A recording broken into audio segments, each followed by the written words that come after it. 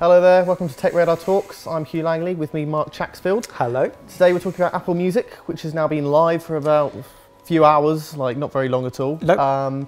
Lots of people have tried it out already. We've been playing around with it, listening to Beats One radio, gathering together our first impressions of the service really.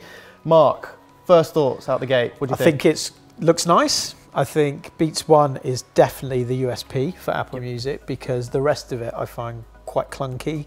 I've used Spotify for years. Obviously Spotify's been around for 7 years now, so it's quite deep ingrained in how I listen to music. So it's always going to be tough to get me to use a new system.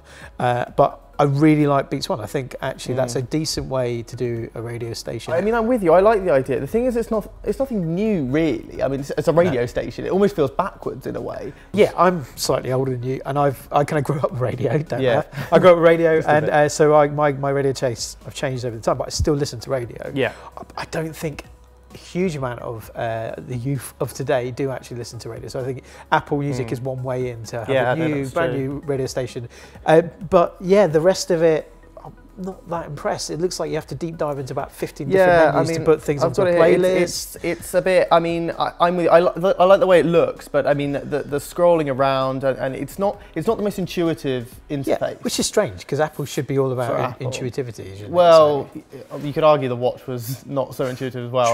True, yeah. Yeah, but you're right. I mean, Apple should be about all that, and actually it is a bit more difficult to find your way around. You know, this is a service very much about discovery, and I think that's really good, but I don't think it's so obvious how to make that work for you best. But also the discovery options, when I put in, I liked Tropical Quest, I liked other things. I just kept getting here's an intro to Tropical. It's like, no, I don't need the intro, I've got that. Tell me another band, another artist that I may not have listened to. That's what I need from it, and it's not quite there yet. But I like these playlists that get, you know, the kind of deep cuts. I've got alternative electronic pre-part, you know, quite interesting ideas for playlists that they're throwing at me.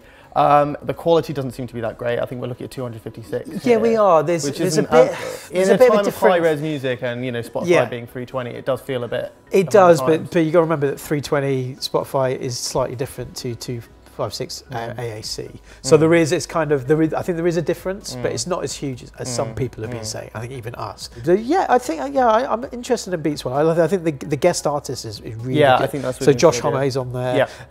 St. Vincent, she's got a mixtape on there. Stuff like that. If they can keep that roster of really good artists, then that'll be it. That'll be. And I think tying that in with the Connect stuff as well. So we've got the Connect channel on the bottom, which says, you know, connecting your music through the people who make it happen. This is about engaging with the artist, and the artist engaging with us.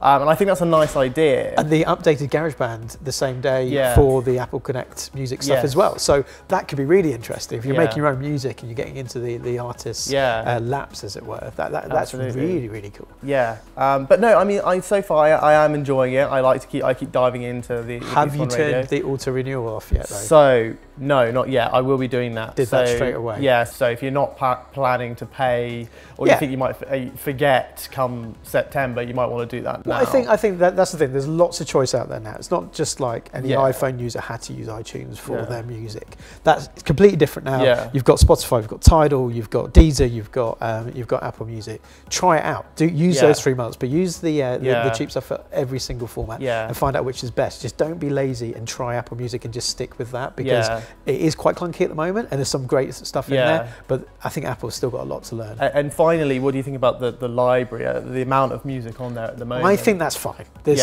30 odd million tracks on there. I think there's a huge amount of tracks on there. Having something like Taylor Swift, it's obviously a big Martin coup.